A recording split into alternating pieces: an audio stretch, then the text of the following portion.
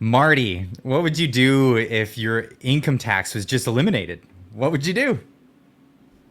Uh, well, that sounds like a trick question. Like if my income tax was, well, actually, no, that an eliminated income tax is a reasonable thing, right? We know there are places that have no income tax, like Texas, North Dakota. They replace their income tax with a consumption tax. But what would I do if I had no income tax? Buy a new car? I don't know. Like, Well, yeah. that's what the BC United is trying to bribe people with now because they've been losing in the polls. So here comes, you never hear the winning party in the polls giving these crazy promises. Wow. But of course, to get more support in British Columbia, yeah, their latest thing is the largest tax cut in BC history. BC United will eliminate income tax for 60% of people and put 2,050 dollars back in your wallet per year. Hey, hey, give us your That, vote. Wow, that's just about one of the craziest election promises I remember. I don't remember anything crazier than that. And there's been some crazy election promises right over the years, but that's wow, 60%. I'm trying to analyze that. Wow, that's a bold claim. I don't Well, like here's that's here's the analytics right here. BC okay. Conservatives continue to gain support. Polls have been coming out crazy. This is from VancouverCityNews.ca.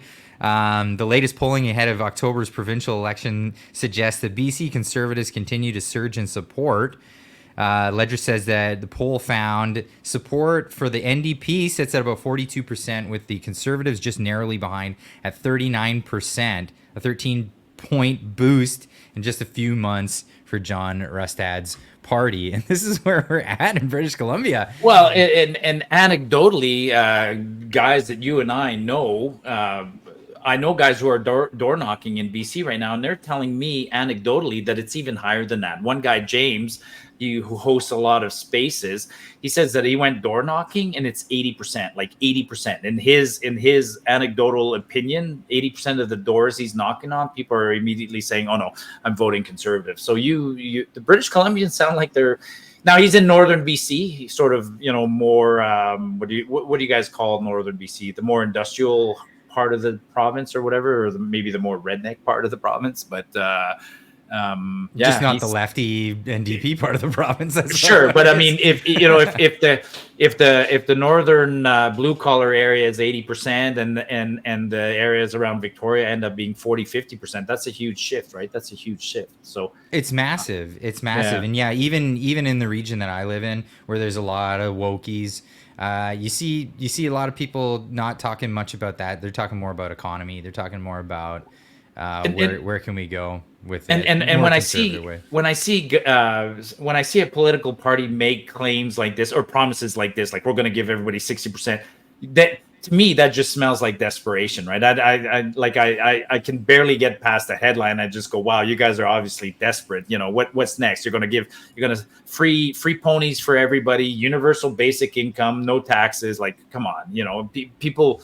I think most Canadians can actually see beyond that and see that as just an outright Well, they ridiculous. can't do that because that's an NDP thing. That's very much an NDP thing to give away tax money. This Yeah. is we'll finally let you keep some of your money. We'll let you keep some of your money instead of taxing it all away. But we'll just do what the Liberals or the what they call themselves now, the BC United, would normally do when there's not enough tax revenue. They'll just borrow it from future taxpayers when they do bring those taxes back So up. just go back to that announcement quickly, or put that post up. Who's making that claim now? Is it simply the BC United, or have the BC United aligned with the Liberals at this point? They're still separate. There has been no Yeah, it's alliance, right? still a separate thing. This is BC United, British Columbia official opposition led by Kevin Falcon. Yeah, authorized by financial agent BC United.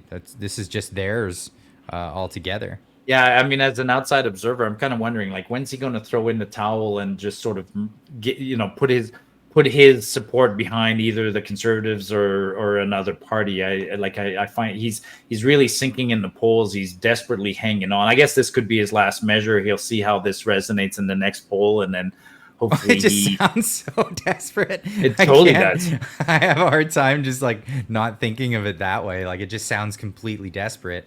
Yeah. And well, even if it had any sort of support, it would pull away from the conservatives, allowing for an NDP victory. How is that? How is that going to get anybody their taxes? If anything, they would be a minority in this whole thing. They're not gonna bring it actually about. They'll raise it in the legislature, but then it would never pass because Right. the NDP would be in power. So like Right. they have no ground to stand on to make a promise like that, which is just it's ludicrous to me. Well, and and speaking of promises, I've been people have been wondering why I'm a little bit. I seem to be turning against Danielle Smith right here in our own province. Right? People go like, Mm-hmm. "Aren't you a conservative?" I'm like, "Yeah, I'm a conservative, or call it right-leaning person, but." I like to hold politicians accountable, and Danielle here in our province made several promises during the last election, and one notably was around tax breaks. We were supposed to get a small tax break, and it never materialized. And it's been just over a year since she got elected. I mean, you and I covered her, right? Like I, we gave her a lot of support during her campaign last year, and I find it frustrating when politicians, regardless of their political stripes, get elected and don't keep their promises. So, I think that so there's like 100-day thing that politicians have. You have about yeah, 100 days to have a mandate. Okay, you've been elected. It's fresh. It's new. In the first 100 days, you get as much done, ram it through as quickly as possible, and anything else after that, like the obviously the mainstream media is going to try to go after you. But in the first 100 days, you're the furthest away from another election. So just yeah, get it done. Get yeah. it done, and then they can talk about all the things you do from 100 days to 200 days for the next however long, and And then I'll that's give it. credit, and I'll give credit to parties like the Liberals and the NDP. They used to be good at doing that. Remember, Trudeau said Yeah. he made one promise, he got elected on it, and then within 100 days, he decriminalized marijuana, and after that, he did nothing. I'm not saying Danielle do the same thing, by the way. Oh, Danielle, I'll like, never forgive him for. I mean, I'll never forgive him for a lot of things, but there was the yeah, one excuse he gave for why he didn't do election reform. He said, "Well, it's because we had a majority, and it didn't feel fair as a majority to just take that power and unilaterally make it happen. We wanted it to be a consensus." Like, well, you were elected because that was the consensus. yeah, That was the consensus to get it done, and he just reneged on it based on that factoid. And it's unbelievable. We need to yeah. get things done, and this is why people are elected, to get things done. Get it done. Yep, yep, yep, yep. To get things done. Yeah. So tell me, because we're all hearing this, and I wanna know something about this, because I'm not in Alberta. I don't know all the ins and outs, but I'm hearing some story. People are talking on Twitter about Danielle Smith's new idea of bringing 10 million people to the province. What's that about? Yeah, that she said it twice now. She said it on a podcast with somebody we both know, on Sean Newman's podcast, and she said it. I heard her say it in person at a town hall meeting in Calgary, and both times she said that she has a strategy of trying to increase the population of the province by 5 million and getting us to 10 million, and then she justified it as a way to get more clout within Confederation. And I met with some of her staff. She's trying to roll that back. She's trying to roll that back because her thoughts in her head came out and it didn't come out well. And she what apparently what she was trying to say is she was trying to equate growth as something positive. And yeah, it can be. I mean, if growth is the outcome of a positive, something positive in your province, if the province is prospering and suddenly people decide to have children, for instance, and the population grows, that's great. But vice versa, to make growth a goal in and of itself. So she's trying to backtrack that one, because when challenged on it, there's not a lot of. In fact, I made a tweet on that subject last week, and I thought I was going to get some pushback, and I didn't. What I said in my tweet is, I said, yes, immigration is mostly a federal matter, and I think immigration in Canada is out of control. It's not a provincial matter, but I think that provinces can make, in being very selfish, I said Alberta should make it unattractive for people to want to come here. And I thought I'd get lambasted for that, and I got a huge amount of support. So that's something you and I have the ability to do, right? We can put out a tweet or something in a comment and get some pretty quick feedback. And the feedback I got is people don't want immigration. People understand that out of control immigration in this country right now is leading to a lot of problems. We've talked about this all the time. And so I was surprised that a premier like Danielle Smith would bring it up. And well, believe it or not, I'm pretty pro immigration. We just need to have the right parameters in place. Like, in fact, I'm pretty open to the idea of even lenient immigration in the case that we don't have any sort of social safety net that can be utilized by people that come in with the immigration. Like the old idea, like at the Statue of Liberty, there's a plaque that says, "Bring us, you're tired, you're hungry." People striving to be free, breathe free. That is the idea, but you're not going to get that when you have economic incentives for people to come, to get free stuff, to get all this.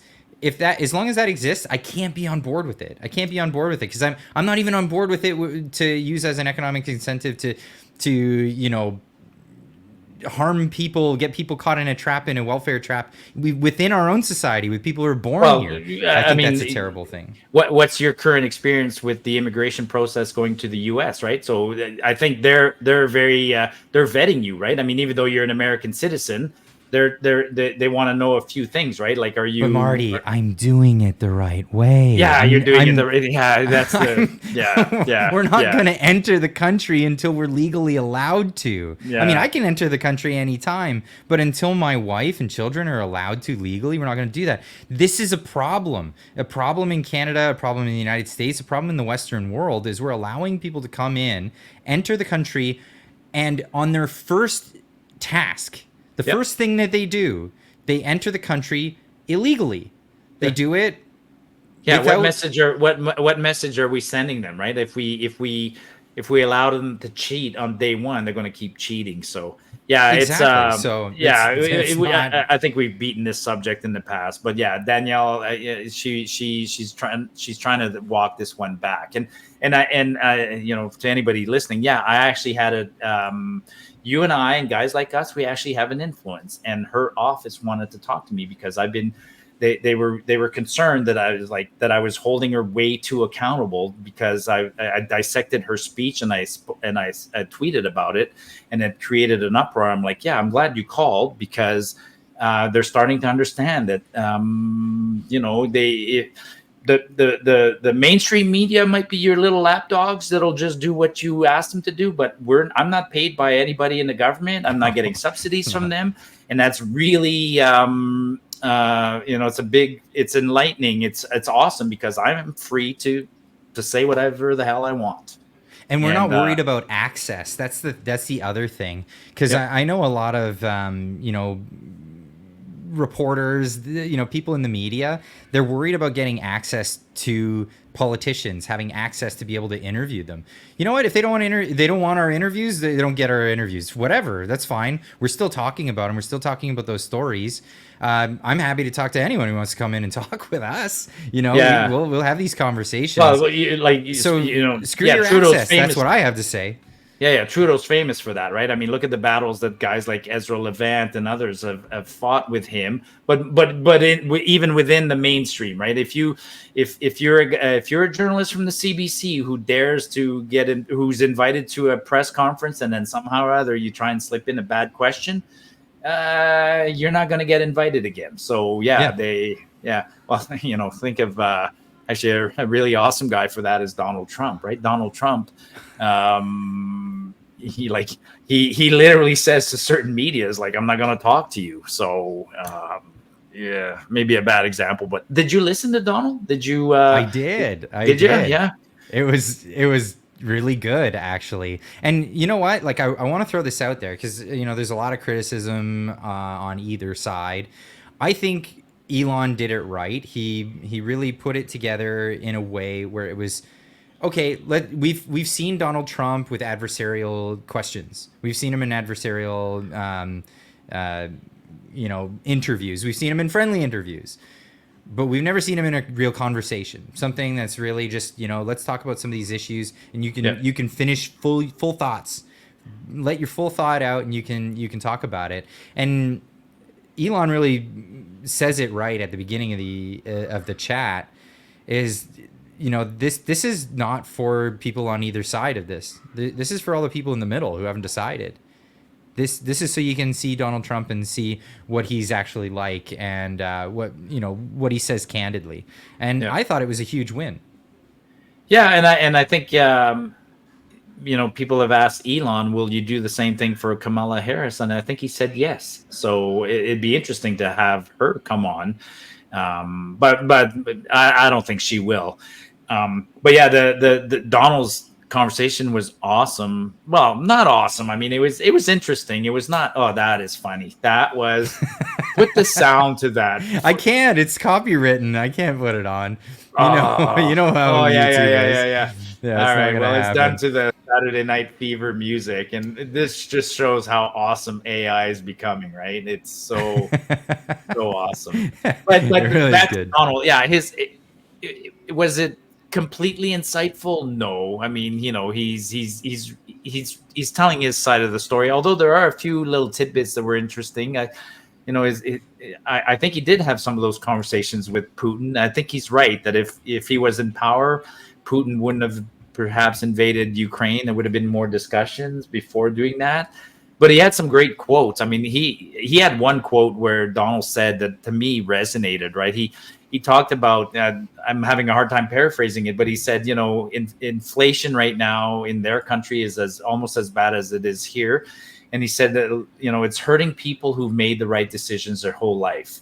Yeah. And when he said that, I'm like, God, that resonates, because the same thing's happening in our country, right? Like, I didn't make a lot of mistakes in life. I did what I was told to do, right? Mm-hmm. Go to school, get a job, get married, don't get divorced, pay your taxes, be a good citizen. Save your money. Don't go crazy in debt. Don't do anything. Don't go crazy in debt. Invest in real estate. It's pretty safe. Invest in good blue chip stocks. Do all those things.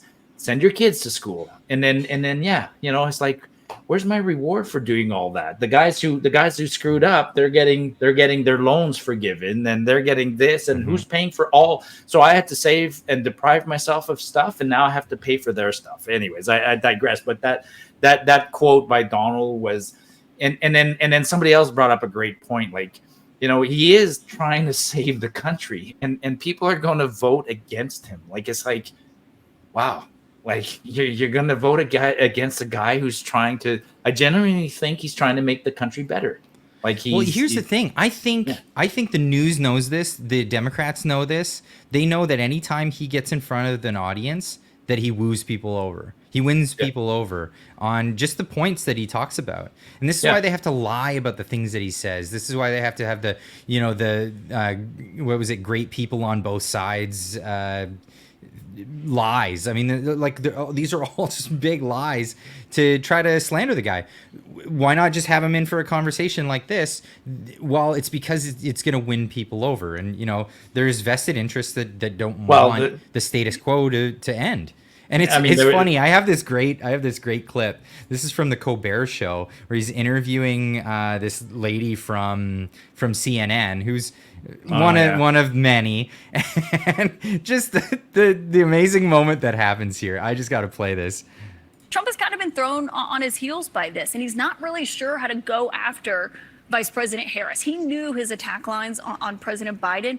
He really has struggled with how to go after someone who's 20 years younger than him, who is a different gender, a different race. It's kind of been this moment where he has not been able to coalesce around a single attack line.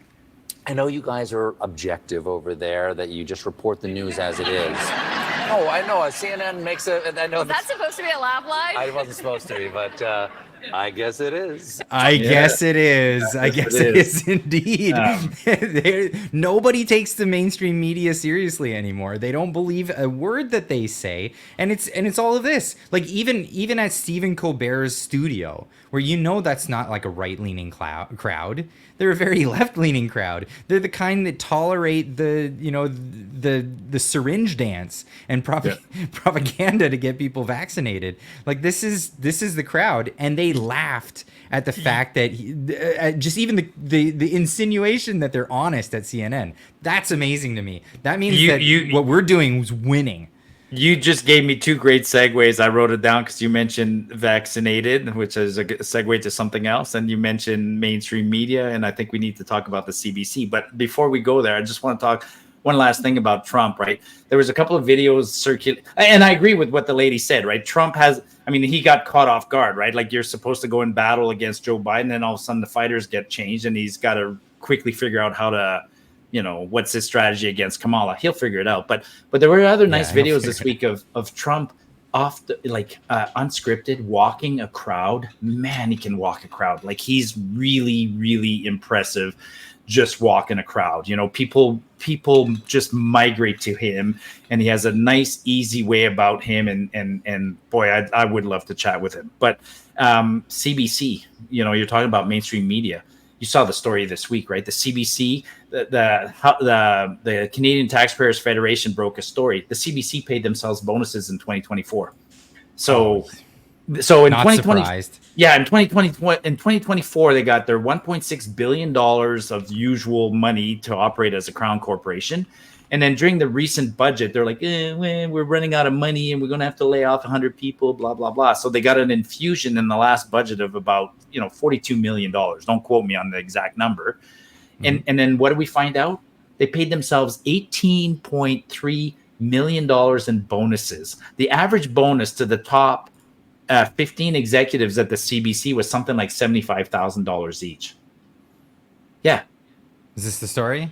That's it's an older August 14th. one. Yeah, it's around the same time. I mean, it because that's part of the story breaking. Yeah, it's part of the same story. I mean, their salaries are obscene and their bonuses are obscene.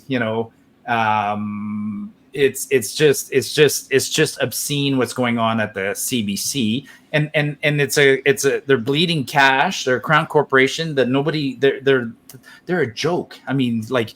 I don't even follow them. When you don't follow them, but somehow or other their posts keep showing up in my timeline, and the stories are absolute garbage. Like garbage. Garbage. Yeah, they're garbage. Yeah. There's not a lot that they have to offer. Especially then it's amazing because they have so much money. But I guess when you have that kind of money, it's just like in the market economy. If you just give people money, they're not going to work. Why would they work? There's no incentive. There really is no incentive. And when when we say defund the CBC, do I want the CBC crushed and disappear off the face of the earth? No, it probably serves a purpose, but it shouldn't be paid for by taxpayers. Just sell it off. It's a crown corporation. Sell it off. Doesn't mean it'll stop existing, and then they'll have to reinvent themselves properly. It's too bad. I mean, the CBC used to have good stories. I'm a guy who spent hours in a truck driving in northern Alberta in the good old days before Sirius satellite. Yeah, you listen to the CBC. They had good talk shows like As It Happens and whatnot, and Cross Country Checkup, and they were good at that. I've never been able to enjoy that stuff. Yeah, I used to like that. Sure, I'm a guy in northern Alberta. I want to hear a little story about the cod fishery in Newfoundland, whatever. I'm driving. Oh, that kind of stuff. Yeah. But anytime they get in talking about politics and it's always been so heavily leaned to one direction. No. They used to have good shows like that. Cross Country Checkup, As It Happens, just Canadian content stories, right? But today that's all been replaced. I mean, if I want to, I get infuriated. I'm not gonna lie, because I work as a mechanic and I get in people's cars and CBC will be on. Yeah. Oh, and I'll go on a test drive, you know, listening for a clunk going over bumps or whatever. And I'm clunking myself in the head because I just drive me nuts what you hear on the CBC sometimes. And today's no exception to the rule, because they came out in defense of these Air Canada pilots that are Who did? looking The like they're CBC going to did? go on Oh, yeah. strike. Yeah, CBC did. This is news from CBC Calgary. Air Canada pilots prepare for strike amid ongoing labor dispute. This is the same labor union that didn't go to bat for their pilots that refused to take the vaccine. Remember that? Yeah, Yep, the same yep. ones. The same ones that wouldn't go to bat for them. Now they're saying some of my American counterparts are making twice as much. Pilot says, a union leader, and it's like, well, SOL, SOL, because I look at flights and I can't get flights for nearly half of the price. You know, you go into the States, you get a domestic flight, you're not paying very much.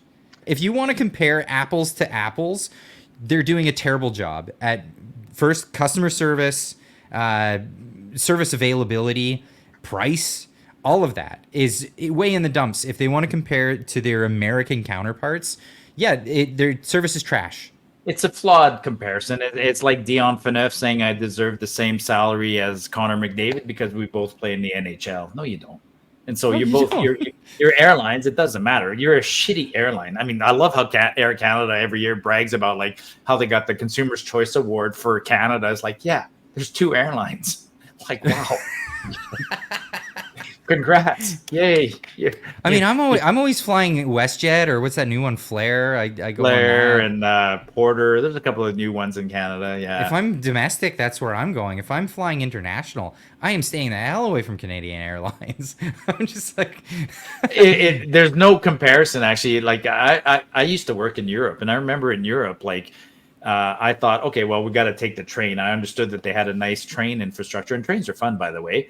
But then I quickly realized people were flying all over the place. I'm like, wow, you guys could train, but you're flying. It's like, yeah, flights in Europe were cheap, cheap within the continent, and God, within the continent here. I mean, my daughter wanted to go to like Grand Prairie a little while ago, and it's about a 7-hour drive, and she didn't want to drive. I'm like, sorry, you're gonna have to drive. She's like, what do you mean? I'm like, well, here, I'll humor you. Let's look for a flight from Calgary to Grand Prairie without going. First of all, it's going to Edmonton, and then it's going to Grand Prairie, and it's still going to take you about 7 hours, and it's going to cost you like $699 each way. Like it's completely uneconomic to fly inter-provincially.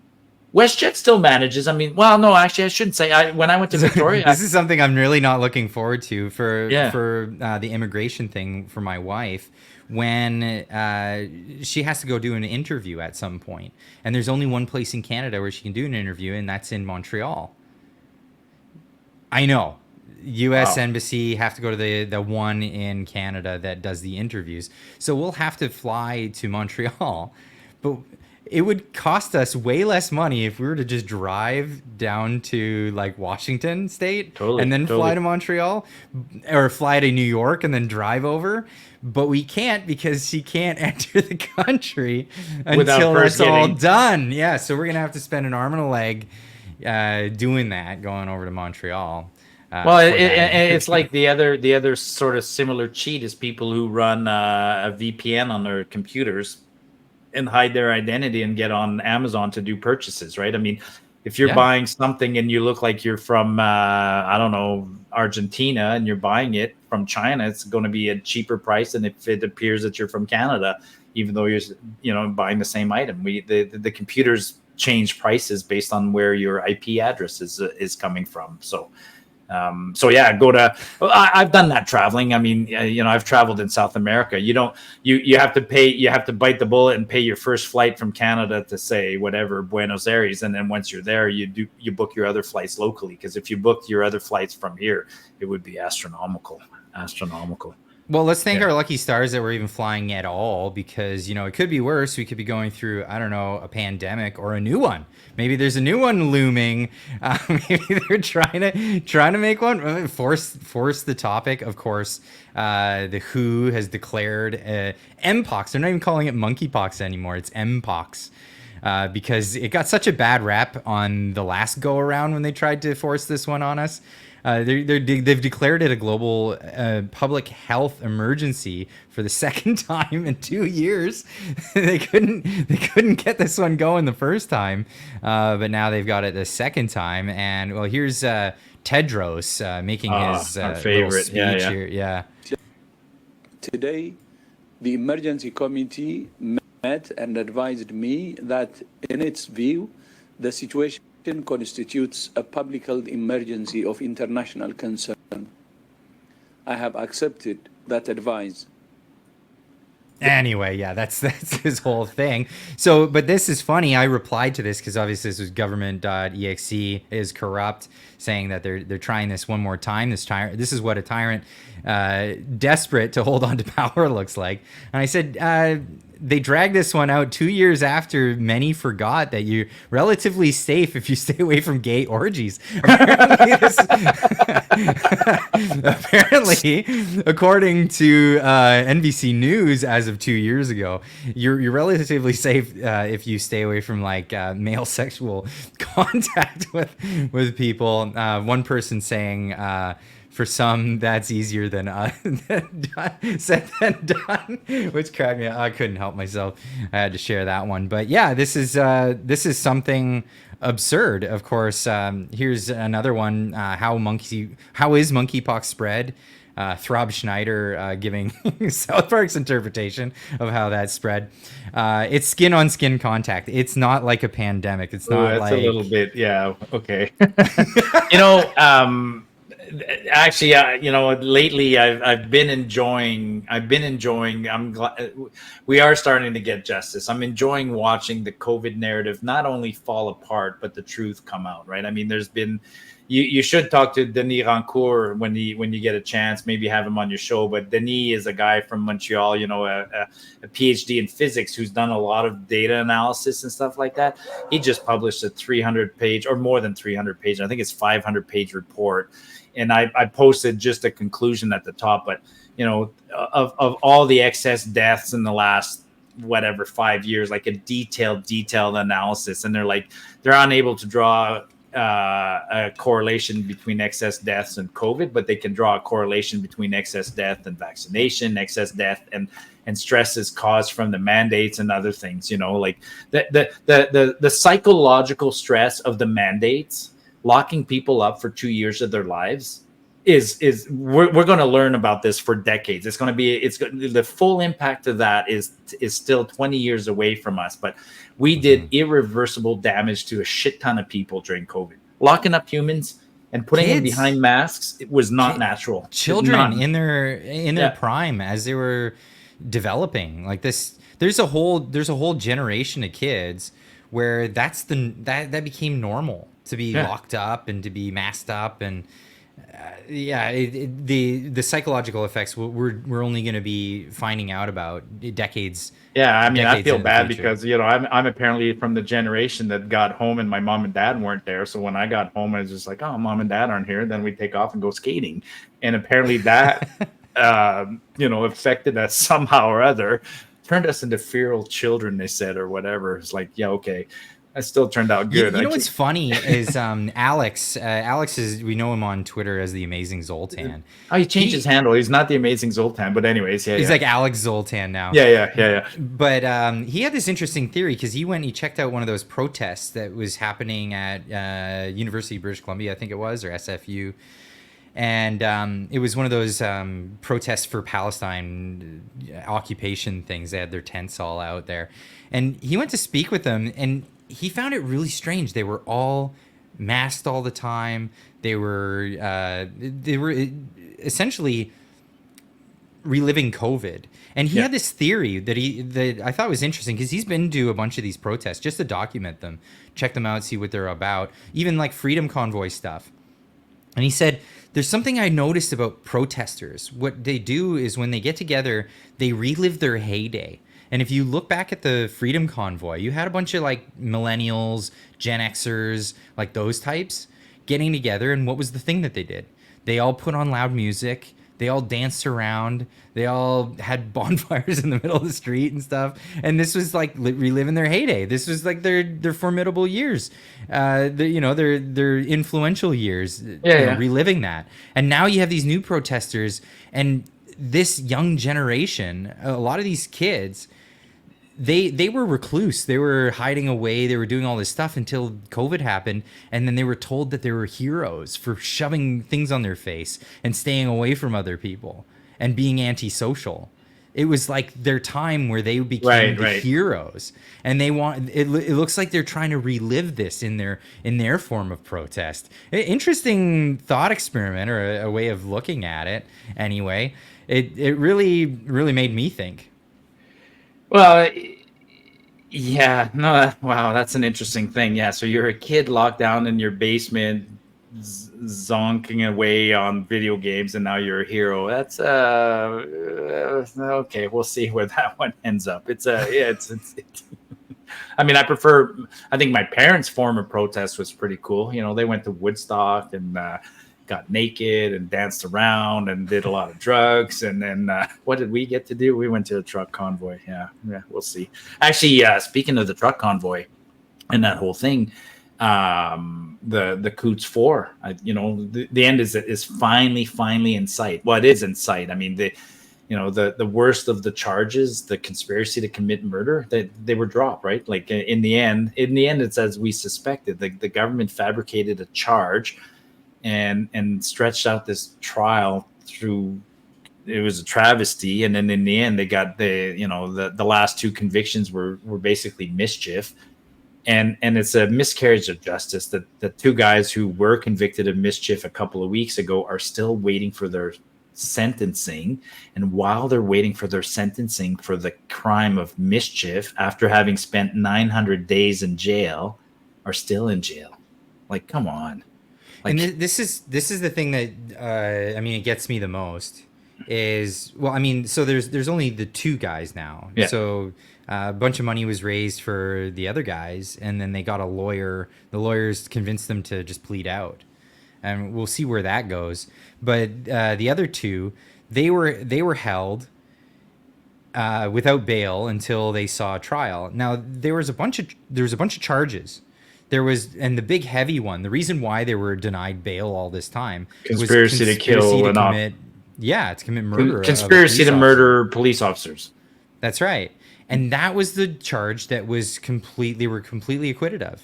Yep. Now there was some lesser charges. I think it was like gun trafficking, which it sounds dangerous or whatever. But if you know your gun laws in Canada, anytime you're transporting a firearm in a way that's not deemed the correct way of doing it, that's the charge, gun trafficking. So you're not.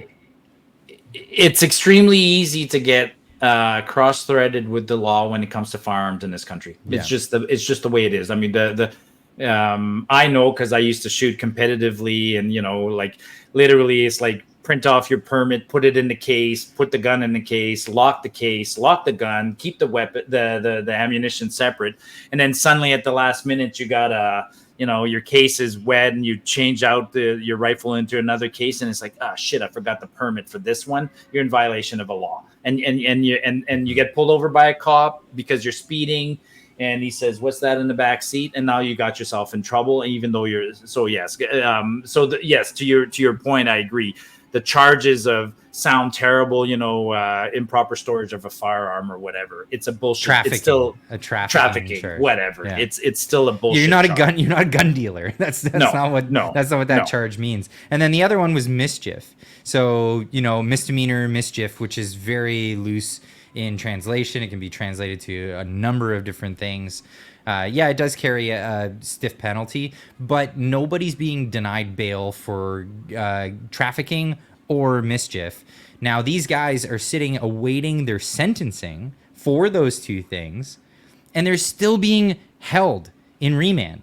Like, it should be immediate. Like, okay, let him go. Like, let him out. Let him. One of their lawyers even said this. The lawyer said basically to the judge, like, okay, I'm looking at the code book here, and these two charges that we've agreed to, you charging him with even trafficking, let's say, no matter what, the lawyer says it's a 5-year sentence, no matter what. And my client's been 900 days in remand, which times 1.5, because remand counts as that much. Like, it's so brutal being in there. So it's like, by definition, my client's been in jail 1,325 days, which is still more than the maximum sentence you can possibly give this guy.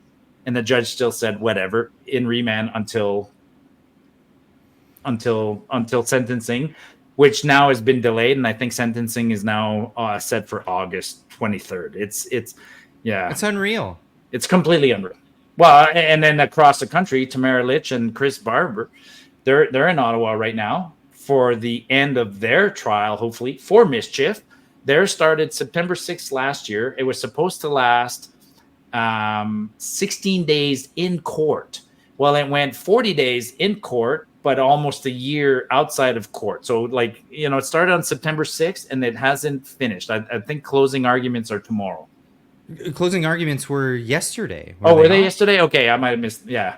Yeah, so, and then now they're looking at, it may not even be until next year before sentencing, or not sentencing, before a judgment is even given. Yeah. And then, like, this is crazy, and this is why they call it lawfare, because it's the procedure that is the punishment. You got to go through all these years of your life going into court fighting this thing. It's just procedural. Well, it's lawfare, and I think it's lawfare influenced by political office. I honestly, at this point, think, like, Trudeau technically is still in power for about another 430 days. So that's how far away the next election is. So they wanted this stretched out as long as possible to make an example, but then end it so that they still had time for this to fall away from our collective consciousness. So it's about to get resolved so that during the next year, they'll try and make this disappear. We won't talk about this anymore, so that at the next election, it's a waste of time anyways. Trudeau's not getting in. I don't care. Trudeau's not getting in. He's not. It's not happening. If he gets in, then there will be riots because he will have stolen an election. So, and it's amazing to me because, like, politicians and all these cronies are doing all this stuff, but they get away with it. They absolutely get away with it. There's nothing that ever happens to them. Now, there's one conservative that brought a motion to the floor. I want to share this. I don't know if you saw this clip, because this. Oh, the one by Michael, or not Michael Barrett. Yeah, by Michael Barrett. I believe that's who brought this up. Yeah, so that's a nice motion. Mr. Stewart, you are attending at the bar of the House on behalf of the Public Health Agency of Canada for failure to comply with the orders. You are attending the bar of the House for being found in contempt for your refusal to answer certain questions. I can't apologize. You're in a lot of trouble here, my friend. You're under oath. Perjury is a crime.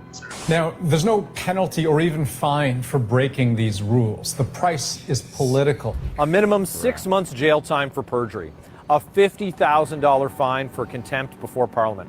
That's the common sense conservative bill that I've put forward, which will impose penalties for lying to Parliament.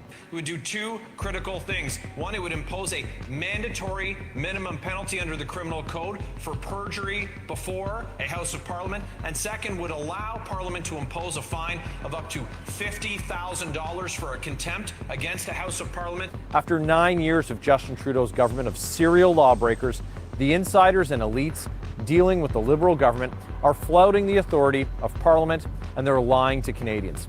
We saw it with Trudeau's top Arrive scam contractor, GC Strategies' Christian Firth, who repeatedly misled committees, lied, and refused to provide Listen to answers. this. Do you know if Cameron McDonald has a cottage? I don't know if Cameron McDonald has a cottage. Do you want to reflect on that answer? Yeah, Mr. McDonald has never referred to it as a cottage. It's a chalet. It's not a cottage.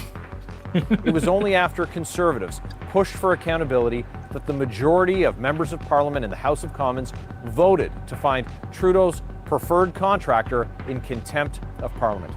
GC Strategies had insider access to Trudeau's government and were paid $20 million to do no actual IT work on an app.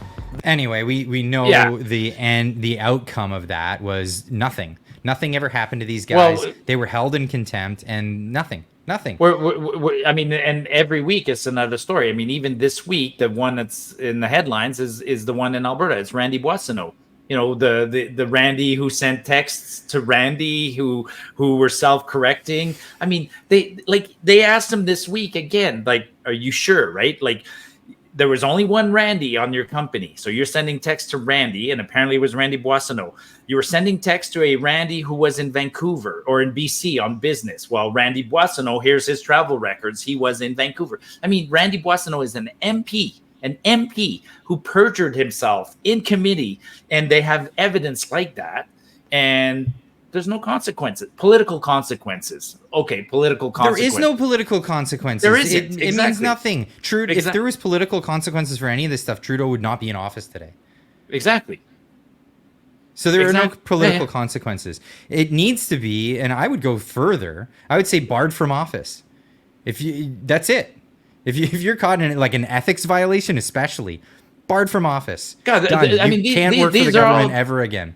Yeah, Clyde. Like not even for the post office. I'll take anything. Yeah, I'll take anything at this point. I mean, ultimately, they broke laws that they should have. Their consequences should be the same as if you and I broke the law. But absolutely, yes, I'll take anything at this point. Definitely. So my question is, Michael Barrett's brought this forward. Now, this is a bill to make it a mandatory minimum sentence of 6 months for perjury at a committee. And then it's also a nominal fine of $50,000 to these guys. That means nothing to them. It means a lot to you and I, but to them it means nothing. So, but 6 months in prison is a big deal. That is a big deal. Yeah. And we know what's going to happen. This is not going to pass.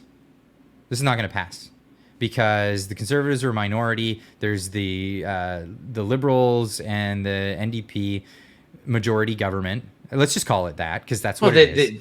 They're not gonna pass this. No, they'd be sentencing half their friends.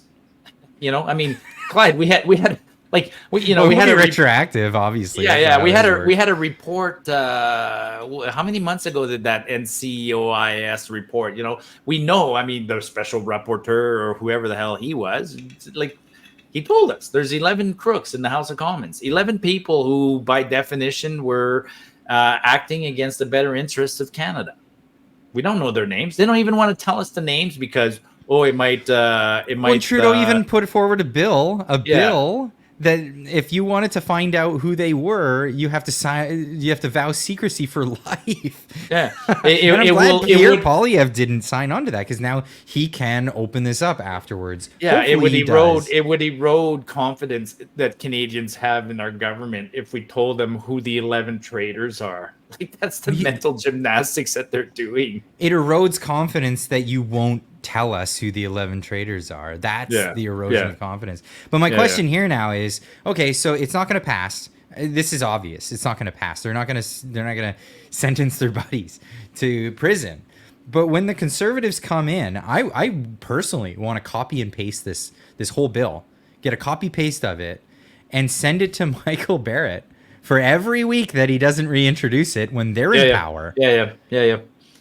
Because I think it's ballsy and I think it's great, but I wonder if they'll even consider it once they're in the position to get it passed. It's a really challenging thing, right? It's because it could hurt them. Hopefully they pass it. You know what? This one might pass. Because I would if they don't pass it, then it's also an admission on their side that they're as corrupt as, I mean, they're leaving the door open for their own corruption. So good point. Nobody needs any convincing, Marty. Yeah. No, let's hold them to account. Let's send Michael a note every 30 days. Larry Brock. I think Larry. I mean, Larry's one of those unsung heroes of the future in the future government of Canada. And under a Conservative rule, guys like Michael and Larry, and some of them. I think they're great. they have real conviction. You know, they do have real conviction. There's a lot of conservative MPs like that with real conviction that hopefully. Well, will I do hope the right I'm wrong thing. on that. That really is. That's my hunch. You know, whatever it ends up being, party leadership or the party altogether says, no, we don't want you putting that one through again. It's not politically expedient. But I'm tired of political expedience. I'm tired of all this stuff. I want people doing things on principle, because this is how we operate, and this is how it ought to operate. Which is why I've been getting a lot of flack this week, like I said, for trying to hold Danielle Smith accountable. And it's like, no, I'm not backing down. She made promises. I want delivery. And trust me, when Poilievre comes into power and people like that, to what you just said, if 3 weeks after they've been in power, I'll send a note to Michael saying, hey, remember back in you had that bill? Bring it out again. See how it goes. Yeah, we copied and we pasted it. You don't even have to rewrite it. It's right there all for there. you. It's right there. Just got to change the date and the sponsor, and that's about it. That's all you got to do. Now, speaking of responsibility and taking ownership, a lot of people are taking ownership or putting the responsibility on the people that were the worst during COVID. And this is I want you to share this. Preface. Let's add a little humor to the day. Yeah, that's a good one. So put it up there, and we'll just talk about it real quick. Put the grid. Well, here's the grid. So some of your followers might not be on Twitter, but this is an account on Twitter. We can share the name, right? This is absolutely. Golden Pup. Yeah, Golden Pup was very good with. He's really good at busting narratives, and look at his profile picture, right? I mean, in case people don't know that, but that's that picture is a man during a Nazi event in Nazi Germany in 1933 who didn't put his hand up, and so that's a guy who's being ungovernable, and anti-establishment. So that's a pretty cool profile picture. Anyways, Golden Pup's famous for that. He's like you and I. He's good at busting the narratives out there, and he was very good at busting the COVID narrative. And so, just for fun, to make sure it doesn't leave our collective consciousness, he put this little grid together. So put this grid back together, and what he's done is he's trying to. It's a championship to determine Canada's greatest Covidian. And it's kind of like for us Canadians doing hockey divisions, it's kind of like he's got 4 divisions. Red is media, yellow is sort of the scientists, the advisory panels, the green side is the influencers, and then the blue down there is the public health authorities. And he randomly put names, and then every day he just puts it up, and we get to go vote. So it's an interactive thing. So every day he puts votes, and then we're going to try to. And so far, the only thing I'll point out. I mean, in the top left corner, you got Ingrid and Vipon, which I found it's too bad. That was a bad pairing. That's like having Alberta or Calgary and Edmonton in the first round. It sucks that a good team's going to get eliminated. I wish Vipon had been on another line or another somewhere, because I thought he was a nut job, but he came up against one of the ultimate nut jobs, which is Ingrid. Anyways. And so far, when I look at this chart, the only upset is up there, Dean Blundell on the right side, right? So on the media side, Blundell was up against Picard. André Picard is a Quebecer who's been just an ass when it comes to. That's tomorrow's. I think Theresa Tam's going to win hands down on her division tomorrow. So this goes along with what Tucker told us when we went to the event. You got to make fun of these people. It's just what it is. You got to make fun of them, but it also reminds us.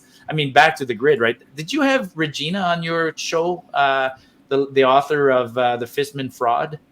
No, I haven't. Oh, you haven't? Because that's an interesting book, right? Fistman in the yellow category there. Like Fistman is a guy hired by the what do they call it? The science panel of Ontario to help justify the COVID mandates. And this man was pure evil. I mean, he's the subject of a book called Fistman's Fraud, because he provided models to the government that the government used to justify the lockdowns, and his modules were absolutely fraudulent. Like there's no rhyme or reason to his models. He just said, COVID will be out of control and will kill millions of people. And the government took his models as face value without questioning them and use it as justification for draconian mandates. So he's super evil in that category. You know, and just along those lines, I mean, that's a recipe. We're learning so much, you know, as an another example of fraudulent stuff was, you know, the government's using the hate network to spy on Diagolon and using that as a justification for the Emergencies Act. Like, boy, we're gonna, it's unraveling for these guys. So. Oh, I see. Kaplan Mirth is she won her division. I think on that side, Mirth is a big winner. That's where it's fun to pick. I think Mirth is Kaplan's a winner on that side. She's still a nut. She's still a nut. She's absolutely still a nut. I think at this point on the media side, it might be Rachel Gilmore. I'm betting on Rachel Gilmore. If Dean Blundell, okay. Dean against Rachel Gilmore, that'd be a fun one. And that would be a fun one. That could possibly, it could get up to that. Because Blundell, I think won. Didn't he win his? It hasn't been updated. No, tomorrow. This is as of today. So the tomorrow's votes will fill the next. Oh, he won level. against Picard. Okay. Yeah. And Pickard. then on the science advisory side, I think Fissman will win. And then on the political side, I think Trudeau. Like, I wish they'd left Trudeau out of it, just because I think, you know, ultimately the buck stops at Trudeau, and I think Trudeau is the most evil person. Well, yeah, like Legault is going to take it over Ford. I'm pretty sure. Yeah. And then Trudeau against Tam. Oh yeah, how that's a tough one. Yeah, so we'll see obviously. What people. Yeah, we'll see what the people think. I think ultimately, if Trudeau keeps going, he could win the whole thing. Otherwise, my money is on. He's going against Tam.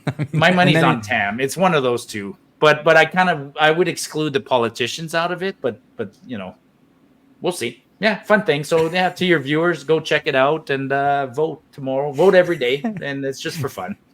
Actually, it's not just for fun. The interesting thing is that it's ridicule. It's great. People are defending their idiots, right? So if you think like some people are like, who is this Fissman guy? So now there's a lot of discussion around Fissman, and you know, right? There's more dialogue about these people and what they did. Yeah, absolutely. This is great. Yeah. So if you had Regina Wahil, or what, she's the author of that book Fissman's Fraud.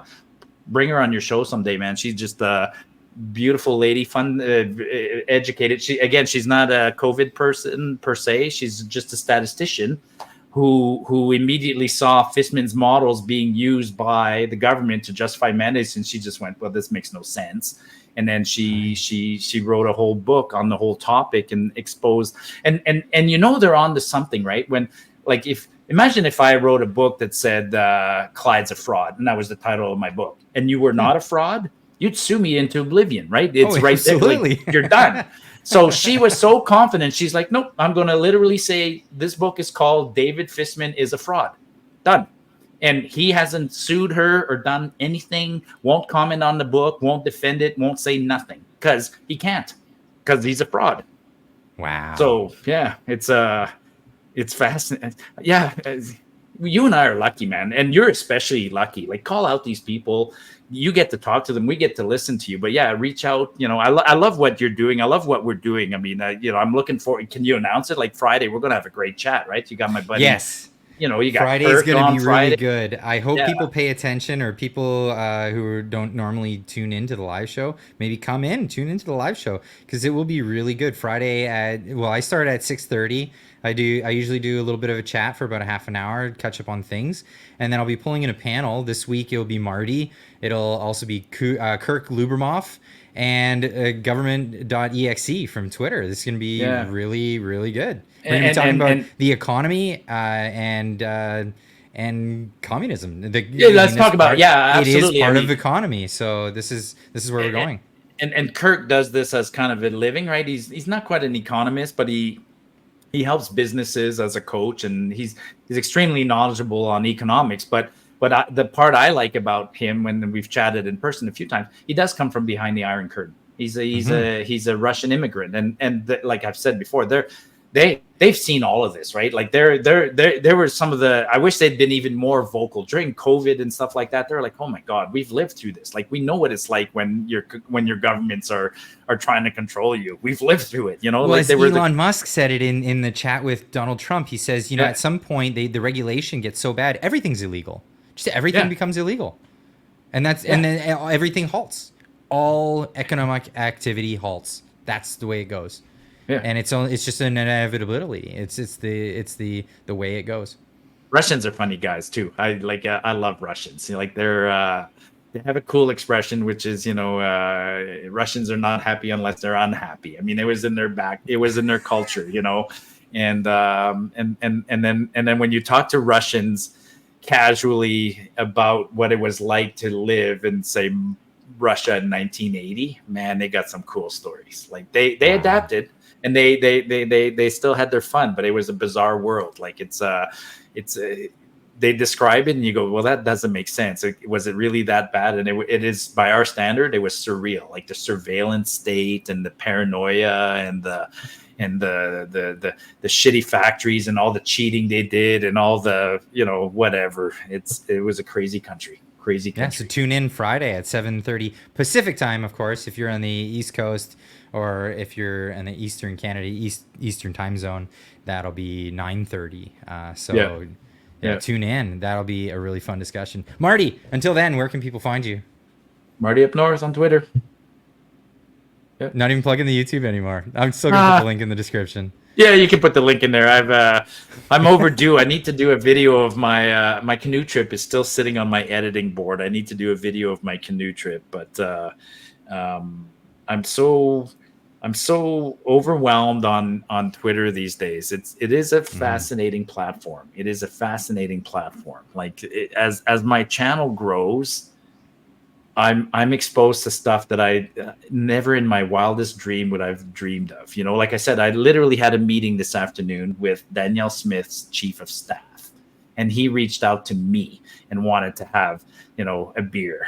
So I was like, wow, if you told me that would have happened 5 years ago, I wouldn't have thought so. And you know, you're in the same boat. I mean, we get to meet people, which is a fascinating part. But for me, the really fascinating part is some of the information that people share with me. Mm-hmm. Like, you know, I mean, right now it's going to take me a while, but I just saw, call it a motion or whatever, like something that's been filed with the government.